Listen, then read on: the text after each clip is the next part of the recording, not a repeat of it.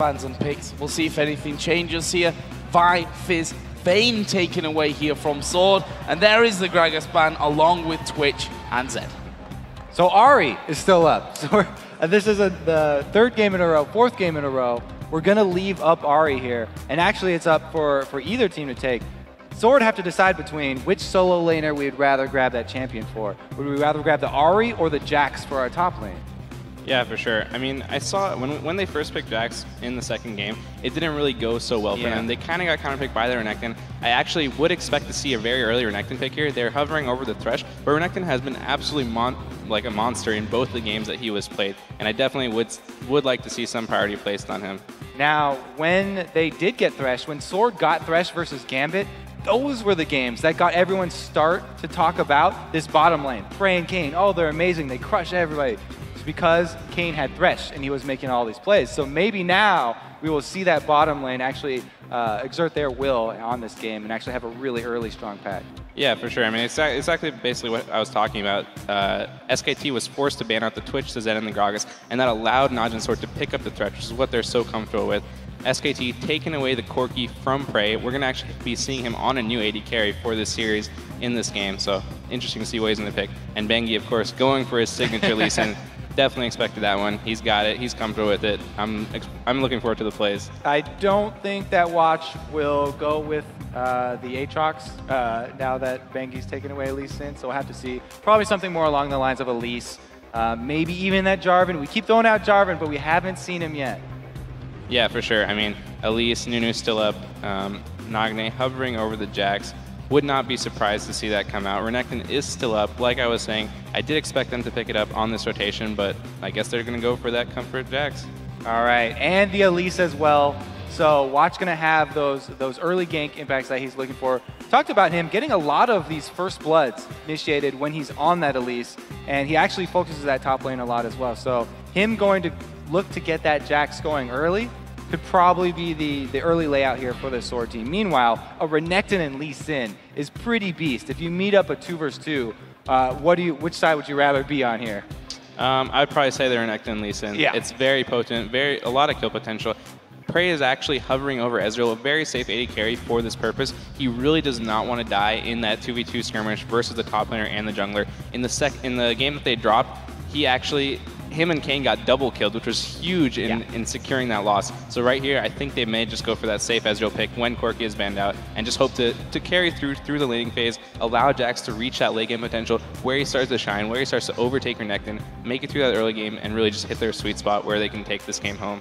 I think the last one is the interesting one though here, right? I mean, the mid laner, Nagne, what's he going to go for? The Ari was left open. SKT leaving their mid lane until last here, so it's all about faking what he really wants to go up against this Ari with. It's pretty interesting because this was the original champion that everyone thought was Nagne's main. But with him performing so well on Gragas, they actually switched it up, banned that one out. And I have to say again about that Ezreal that you were talking about, I really like him for the late game too because we've seen how beefy Renektons have been getting, and he can kite back pretty easily with Renekton. As well, he can skirt around the outside of Zyra's Stranglethorn, so it's always nice to have a very, very mobile AD carry. And pairing that with a mobile mid laner, I think there's a lot of versatility in this Sword lineup. Yeah, for sure. It's going to be very hard for SKT to reach that Ezreal. He's going to just be able to E back, flash back consistently. Orianna's not going to be able to get a good ultimate off and just secure kills on him. I'm really excited to see Nagne on his Ari. He's been playing really well on the Gragas, and like I was saying, they drew out those bans. They may have gone in the comp they were looking for after all in the first place, so this may be the strategy they had in their back pocket.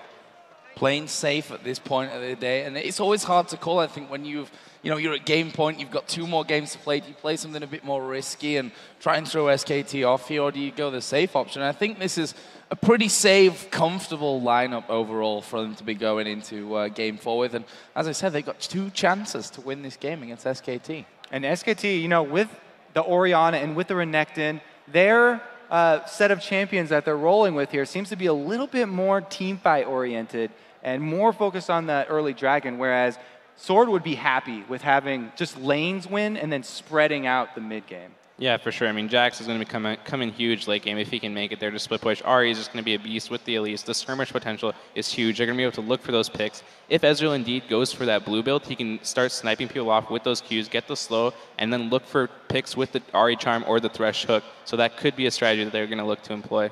Well, thanks a lot, Voyboy, for joining us again. We may see you between the next game if Sword, of course, drop this game and SKT bring us back to a game 5. But we're going to be jumping into game. It's game number 4. Najin Black Sword leading this best-of-5 series at 2-1. That's game point. A win here will put them through to play the winner of Fnatic and Royal Club in the championship match. And while it's very early on to remind viewers, remember when Watch was playing Elise and Faker was playing Orianna a couple games back, I believe Watch dodged 4 out of 4 of Faker's shockwaves, if my counting was correct. So we'll see if Watch's reflexes has degraded over the course of the series, and if he can continue to avoid that immense damage on Faker. Right now, Sword are grouping up as a 5-man, going for this very deep invade. They didn't do it in game 3. It's the only game they haven't gone for those super deep wards, and they're doing it again now in the 4th game. So Sword started this level 1 off by waiting by the mid lane there, hoping someone would come into a bad situation and check it. But since nobody did, they actually end up going for the very deep ward, so they can call the lanes once again. Just too bad, though. Impact has already passed where that ward was placed. So if he wants to stay top lane, there will be no information gained from Sword's very deep ward. Same happened over the other side there for SKT, getting in on towards the red buff. You can see that Sword actually pinging down onto that red buff ward, and the one just above it there in the brush as well. Meanwhile, Piglet is waiting off in the tri-bush here with Bengi. Also going to have Mandu coming in there as well. They're going to go for this one. The late invade. This is going to be very interesting because both junglers have smite, and Watch runs right into him. Oh, he's going to go down. This is so close. He's still alive. Gets into Spiderfall. Benji gets taken out for first blood. Bray goes huge. Cade with that hook at the last second, and then the reflexes from all members of Sword. Expression also using his flash ignite and stun instantly to chain it and grab them that first blood. Absolutely incredible start here for Najin Sword. Let's have a look at that one again. Let's probably watch this slow, because initially Watch gets chunked down. Right after Bengi does the second activation of Q, Watch flashes away. So he knows that Bengi can't follow him any longer, and that brings him right into Kane's hook. And it's Prey that gets the first blood as well. That couldn't have gone any better for this 2v2 lane down on the bottom side. They are going to be going head-to-head from that one. Dream start to game 4 here for Najin Black Sword, who are on game point, who are on championship game point here, essentially. We also talked about how important the jungle presence has been top lane. This is a huge jungle lead for Watch. He already has both buffs, and he's heading up there already. The small thing that's good for SKT here is that there's no flash on Jax. Oh, we'll see if this works out for them. Watch, level 3 with the buffs. Does get the poison done. Does not actually even throw out that cocoon. His impact was quick enough to get away with that slice and dice. And Prey and Kane now returning to lane. They haven't spent that first blood gold. So even though Prey secured it, he hasn't shown it or got an itemization advantage at this stage. And something about that gang top. Never mind, there's a hook. What a hook as well. Piglet here having to Valkyrie away already. Mandu is going to stick around. There's a barrier used by Prey. He's going to go in. Piglet will use the barrier. Mandu now chasing down Prey. Trying to get the finisher. He's still alive. Prey, don't come back in. The plant was waiting for him. And in the end, Prey walking up to the side. Kane survives. And SKT coming out with the most health. Here comes the Lee Sin. Flash over. He's missed the Q. And Prey will walk away from it. Incredible stuff. What a dodge right there. Wow, the Lee Sin blasting his flash off as well. At least they are able to run them off the turret, so it's going to be turret damage. But watch, since they see Lee Sin bottom, he's going to answer. Yeah, but look at the CS now that Piglet's built up, 24 to 10. Even with that first blood, the Prey is losing out on so much XP and so many lost hits. We do see in the top lane, Watch is now coming in behind Impact. This time he needs to get better positioning, because last time there was no ward and he came through the bush. Oh, Cocoon goes through, but the slice will bring him to safety. Is Watch going to keep going? He's at least going to put down some damage onto him. Can't quite see him there in That's rush. a bluff. So what I was going to say about the positioning, though, when he knows that there's no ward from Impact up top, he doesn't have to walk through that small bush that's not all the way behind him. He can come straight through the river, knowing that there's no ward, and get a really nice positioning all the way behind Impact and cut off his exit. So Faker here in this mid lane, putting down some good pressure on towards Nagne, who's pretty much out of mana right now. Sorry, not quite taking the beating I think that Faker would have hoped for, but he'll be happy if he can bully Nagne away from some CS right now. Already built himself up somewhat of a lead, but look at this. The Spider coming to middle again. Well, see if we can get the Cocoon down. Faker flashes. I think the Cocoon missed anyway. Yeah. So flash blown, Watch will be happy with that one. And that's right before Nagne is going to hit level 6. So once Aura has 6, Faker's going to have to play pretty defensively here.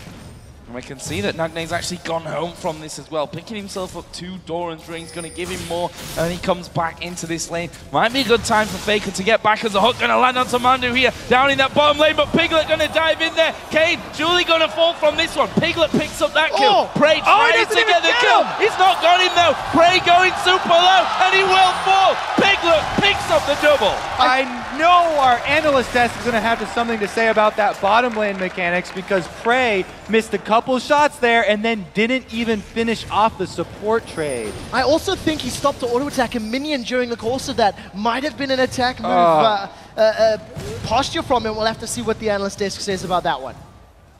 So top lane, which has been a bit more of a face-bashing competition. We've seen Watch, of course, visit it twice now with no success. Meanwhile, Bengi now coming through in towards this mid lane. Should mention that Nagne hasn't hit that level 6 mark just yet at this point. He's still waiting on that one. Faker has hit 6 though, so that Shockwave gonna be available for SKT. Well, we'll see if we can make it work for him. Nagne, this wave is very, very overextended. Doesn't manage to connect with a charm, so unable to follow up with more damage. We're seeing this Renekton versus Jax matchup, and I recall Voyboy talking about it, saying how Renekton wins early on. We do see that expression about 13 CS behind, and there's also a similar number in that bottom lane as Prey has yet to recover from that early dive. I almost feel like Kane has baited him and Prey into those dives because he's landing phenomenal hooks, but you don't always follow up on a hook that lands, and I think Prey and Kane have to be a little more cautious with their engages. They might be reconsidering how they use that first blood money. Prey was the one who got that extra very, very big lead and didn't make very good use of it. Meanwhile, we just saw down bottom, Kane had just used his Dark Passage to grab some souls, and so that's why they didn't go for that gank right there. No Dark Passage for the gank. Oh, Bengi here being caught by the charm. What? Decides not to go in for. There's Expression in the top lane. Will get the stun down onto Impact, then go away. Another hook landing here up towards Piglet. Well, look at the damage of Valkyrie in. The playback will keep Kane alive for now. Prey that's actually playing offensive on this one, trying to keep them from pushing around, but again, the hook landing, but not really helping Sword. Yeah, good call by Kane to not dive in for that one. Manages to keep himself alive. You can see that Expression has been pushed off the tower by Impact in the top lane, and Impact coming to help out Bengi and Faker on this blue buff steal. They secure that one uncontested, and Najin's Sword falling further behind, 1,300 gold at the 8-minute mark. That's why Renekton's such a big pick between these two. He's able to push off Expression from the turret, and then they steal away the blue buff, effectively not turning that win in the top lane into a win for the mid lane. So we'll see whether that blue buff is kept over for Faker here, or whether Bengi will just take that one away for himself for that extra cooldown. We'll see about that one. It actually looks like Faker is going to be coming over, but it'll go to Bengi. I think Faker thought he was getting that one, you know, he was headed over there. But in his top lane, Expression and Impact going head-to-head once again. Actually, Ultimate being used here by Impact. Puts down the stun on towards Expression, and half of his health disappears like that. Meanwhile, SKT are doing Dragon. Well, they should be able to pick this one up. Nobody from Sword in position to contest. Another early control dragon secured here by SKT, the first in the 4th game of the series. And that's why Bengi has this jungle style that he plays where he ganks for the pressure in lane. He just pulled off that mid gank in the middle, and even though they didn't kill Nagne, they forced him to use his Spirit Rush and back, which eventually turns into an objective for them. They grab the dragon on top of it. It's It's going to allow the rest of his lanes to snowball even further. Expression jumps in, loses off on this trade. Is going to manage to get the counter-strike down. Now Impact re-engages. That's Expression throwing down his ultimate. He's really not trading evenly. He's now 33 CS behind. Watch does have red buff available, sitting just outside of sight. But Impact isn't going to take the bait. He isn't going to dive past the tower. Kane, I think, was just trying to get a last hit there. We do see Piglet. He's gone forward. That's a flash burn from Kane. Very, very scared of the damage that Piglet can put down. Yeah, interesting choice there, I think, to flash away from it. He just used that Valkyrie. Would be a lot to commit there, I think, for Piglet, who didn't really know how far up that lane Prey would have been at that stage. So either way, we'll see if it costs them later on in the game, as there is a shockwave used by Faker on towards Nagne, and he's going very, very low from that one. Meanwhile, Prey down in this bottom lane. He's been sandwiched between the two. There's a flash over from Piglet, who manages to get the kill. Again, this bottom lane, Piglet and Pumandu just dominating all by themselves. This is going to snowball pretty hard as every single lane for SKT is winning. Take a look at this. Watch now coming in. They managed to get the cocoon. Nagne's going to use that spur rush to get away. Does actually come right back into the fight. The Wolves are trying to pick up the kill. We do see Expression's got one, as now Watch flashes away. I believe it was the Ignite that picked up that one on Faker. Expression has a blue buff. He's looking for a counter-strike leap. Faker's going to get the movement speed. Oh, the hook from Kane. Faker's going to get dropped. Expression with a double kill. He's back in. What a roam there from Kane, coming in at the perfect time. The off-screen hook, catching Faker off guard, and allowing them to answer. They need every single one of these kills that they're getting. Man, let's have a look at that one again. I mean, really caught out there, not expecting, I think, the fact that Bengi was coming when he did. Yeah, and then Nagne being chunked down before this even happened meant that right now he's running for his life from the Wolves. And Watch, just too close to Faker. Even though he flashes away, Faker still gets the kill, so that's a huge win. But here's the off-screen hook. That's beautiful, coming in from Kane from the side. And they are finally able to grab that kill. So, this bottom lane. Been a bit of a thorn in the side of Sword. I didn't think I was going to be saying that after we saw the first blood going over to Prey, I must say. And at this stage, that turret less than half HP. Still a few minions in there as well to help things out. You can see Piglet just chunking in there as Bengi. What a move around the back here. Shockwave actually going to pull him in. Nagne here in all kinds of troubles. He lands a charm. Can they get across? Flash from Bengi. Lands the Q. There's the kill from Faker. Steady with that Sonic wave right there. Bengi does land it after flashing, and he's able to finish off that kill. Really good job ganking again before the Spirit rushes back up. Trading some damage back and forth there. Prey and Kane doing the best they can to withhold against the onslaught from Piglet. He's sitting with that Sheen as well as the Phage, spamming out those rockets at every opportunity. And you can see Piglet with a 30 CS lead, a kill advantage, and an assist advantage, doing phenomenal in that lane. We also see Impact once again throwing down their dominance, just getting the HP back, applying some ticks of damage, burning through Expression's HP bar. And we see, actually, that's Bengi as well as Pumandu coming around. Kane's been caught out. They pulled Prey backwards. Now Kane is in trouble. He flayed Piglet backwards. He's dead from that one. I'm not sure that Mandu will be in too much trouble here either, but there is Watch coming in. Here comes Bengi as well. He's not quite got that kick available, but he's going to kick the tower down a few times, and this should be the first tower of the game here for SKT. Piglet actually delaying that one a little bit. That might get him caught out. In comes Nagne from the side. He's taking a lot of damage though. Will have to Spirit Rush himself away. Meanwhile, Oriana's trying to move in for the kill. While Prey's doing the best he can to pick up the kill on Mandu, but he's going to get chunked down. Bengi secures another kill for his team. It was actually Pumandu with a double. Those plantlings too strong. He actually deserves that double. I'm going to say Pumandu earned that because of the snare that he landed onto Nagne when Nagne initiated onto Prey. Support definitely earned those two kills. Well, let's have a look where that leaves us here, because the lead starting to get a little bit out of control. 22.3 thousand gold to 16,000 here for Sword. 8-4 in kills, 2-0 in turrets. That was a shockwave used on the bottom lane. Nagne's in trouble. Ignite goes down, and even after taking the lantern, he basically face plants with Kane, and Faker picks himself up a kill. That was very weird, I have to say. I feel like Sword are a little bit off their game at this point. This is not the Sword that we saw last game. When they lose, they seem to be losing very hard. Like every single lane losing. And then that puts so much pressure on Watch that it's very hard for him to turn it around.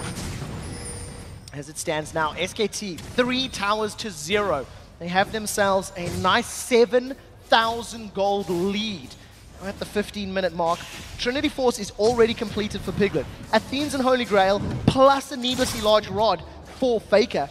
And if you look at Impact in the top lane, he's got the makings of a Sunfire Cape and a Brutalizer. He's feeling so confident with his Renekton that he's even gone for a very early Brutalizer, which we haven't seen from either of the Renekton plays in the previous games. Oh, this is not good. No, Prey Prey! getting caught out on top of a ward. Faker gonna walk in, says thank you very much for the free kill. I'm gonna kill his free. Who says Orianna is not an assassin? He comes in with the blue buff, catches Prey off guard. Top lane's just going to back off, though. No action up the top. Well, we do see Faker now 4-1-1. His Orianna is doing such Just great getting work. action up top. Nagne's caught out, now gets stunned down. Piglet's going to continue to chase. We do see a death sentence going out. Nagne, thanks to the Spirit Rush, is able to survive, but it's not over. Piglet flashes forward. Nagne drops down. Now the rest of SKT are bashing away. They picked up a kill into Watch, and they're going to take the tower as well. I'm a little bit confused at this point. I mean, he sat there, he wasn't out of reach. You've got a Corki who can Valkyrie in there. You've got champions who have all got flash to finish you off very, very low. He gets caught out once again. We saw that in game number 2 that they lost in that mid lane, if we don't forget that one, where Bengi actually came in with the Lee Sin and he just seemed to be not paying attention. And as you said, they're not just losing, they're losing hard right now. All right, so this was Impact coming right out of the bush into Nagne. He uses both Spirit Rushes to leave the fight. And then as SKT push up, Watch is standing right there. Nagne came back in to try and land a charm, but Piglet calls him and just goes all in, flashing right over for the kill. Well, SKT now securing another global objective. Dragon locked up. That's more than 10,000 gold at the 17-minute mark. This is an immense deficit to come back from, and I don't know if Sword can do this. I feel like SKT plays so well when they get an early upper hand in their lanes. The lane play gives them so much confidence for later that they continually execute these picks and these mid-game plays where they're rotating around the map so well if they get that upper hand in lane. And this is after, by the way, they gave up that first blood before laning phase. Just want to do a couple of item comparisons here. Look at the mid lane. Fiendish Codex plus 2 Doran's rings against a Death Cap and the Athene's Unholy Grail for Faker. That's obviously a huge disparity. And then you've got the AD carries. We've got Piglet, who's got his Trinity Force finish, plus a BF sword against Prey, who's not even got the Zeal there to finish up that trifle. What's really worrying is the CS difference. Like, the kills are pretty big, but kills, the money can be regained through getting bounties. CS difference, you can never regain that. Well, and he's just getting 1 versus 1. He's going to go down here. Impact flashes forward. Cold Meek's not going to be enough. Cocoon comes out, and Expression gets away, but he should never really have picked that fight to begin with. Right now, SKT are going to secure their 6th tower of the game as they take that one nonchalantly in the mid lane. Bit of a masterclass here from SKT. They're certainly showing us how to play once you get ahead, full of confidence, not really slowing down, catching Najin's sword pretty much out every single time that they think they're safe. Meanwhile, they're pushing in on an inhib at this point. 18 minutes into this one. Expression, is he going to dive in there to stun up? No, he's not. This time around, not even ready to surrender here if you're a sword member. 12,000 gold down. 4 kills to 12. You haven't even touched the towers of SKT. They stay stacked up. You see that Orianna command attack really giving so much zone control here in favor of SKT. The tower is going to get dropped down. True Shot Barrage blows in. But it's sort of started a fight. Mandu getting caught out, but the Shockwave absolutely destroys them. That's going to be a 2-for-1 for now. Watch trying to finish off Faker, who's still trying to run away. Meanwhile, Nagne trying to escape. Oh, the charm lands! The charm does land. That will save Nagne's life, but that is not going to be Faker going down. In fact, he turns it around. Oh, he is! Wow, what? Dives in there. Uses the flash to get the kill. SKT actually suffered a little bit more than they expected after what was a great Shockwave opener. It was a good turn there at the end by Watch, but even though Mandu gets hooked in here, he's able to get down these Strangle Thorns before he dies. It knocks up Watch. The rest of SKT all immediately collapse on Mandu, even just as him getting picked out. This charm being landed does save Nagne, but the same is not true up here for Faker. He flashes that Cocoon. Watch immediately turns around because he has the execution damage. Right when this turret hit lands, Faker gets into range for execute, and they finish him off perfectly. Command attack just missing, and watch, once again, he dodged the shockwave with his repel. His timing on that is really, really good. But look at these two glass cannons of Expression and Watch. Other than the Ninja Tabi, that's the only real tanky stats. Yeah, you've got some HP from that Golem item of Watch, but he's got Sork shoes as his boots upgrade, and there's nothing else there to allow him to survive in these team fights. SKT got an exposed inhibitor to play with if they want to group up again. It does look like they're putting their attention to the top lane, and once again, another potential blue buff steal. Well, this one's not going to be given up for free. Sort of hanging around from that one, but they don't actually have vision there as the two-shot barrage does head over towards Baron rather than towards that blue buff. And Sword gonna have to back away from this one. Not safe though. We see that Zyra and Lee Sin, two champions, can pin you down from over the wall, and Sword have been forced right back into their base on this one. SKT wanting in him. Well, they're bashing away on this one. They'll secure this one thanks to the damage that Prey took earlier. Phenomenal coordination here from SKT can allow them to secure the inhibitor. Now with minions in the top lane, they've rolled around, landing the auto attacks. Expression has thrown down his ultimate. He's jumped onto Impact in the back line. Repel comes down, Shockwave whiffs, doesn't catch anyone. Stranglethorns knocks up no one from Sword either. SKT haven't stopped. Bunch of ult cooldowns being traded right there is actually pretty good for Sword. Hold them off there as well. Slightly, again, missed cooldowns, a real difference to what we saw in that last one with a great shockwave, great Stranglethorns coming down. This time, though, Sword hold them off. Let's not forget, we're only at the 21-minute point of this game right now. There's a 14,000 gold lead currently for SKT. It's still pretty dire for Sword, but they're holding on, showing some great character here. Super minions are now on the steps of the base for Sword, which means SKT should decide to engage. Kane gets caught out. He's melted by the damage, and that's just such great True Shot Barrage trying to clear out the wave. The rest of SKT, Dominus is down. They've engaged. They're going on towards Watch, who will be absolutely taken down from the map from that one. Nagne and especially are trying to run back from things underneath the tower. Maybe not the safest. Mando actually going in there, gets the kill onto Expression, and that is going to be another in him. They've got super minions coming in. Have they got enough help to finish off? There's the kill onto Prey. It's now Kane and Nagne to hold on to the game. Nagne's the target. The kick there from Bengi. Faker dies underneath the fountain. He'll pay the price of life from that one. But with the Corki still alive, they might be able to do it here. Well, they're going to do the best they can. It's not a lot of defense here from Sword. This is going to be game 4 going to SKT. They've got one Nexus turret and decide to back away. Those death time is not particularly high right now as we are only 23 minutes into the game. And here's a replay of that fight. Oh, the impact right there. The rocket hitting at the exact same time. Just blowing him up. And after that turret down, even though they don't have ultimates, SKT can run over this. They've got the man advantage. They've already got Ezreal extremely low, so they can just run into the base. Well, there is the victory. And it's going to be a bit of a surrender there coming in at the end. And, well, it's not really that much of a surprise. That's an insurmountable comeback, I think, on the table there. SKT were likely to never take their feet off the gas pedal, I think, from that one. So that leaves us at 2-2 now. We're going to go into the last game. It's anyone's. Man, when SKT win, they really win. That was extremely fast, and they're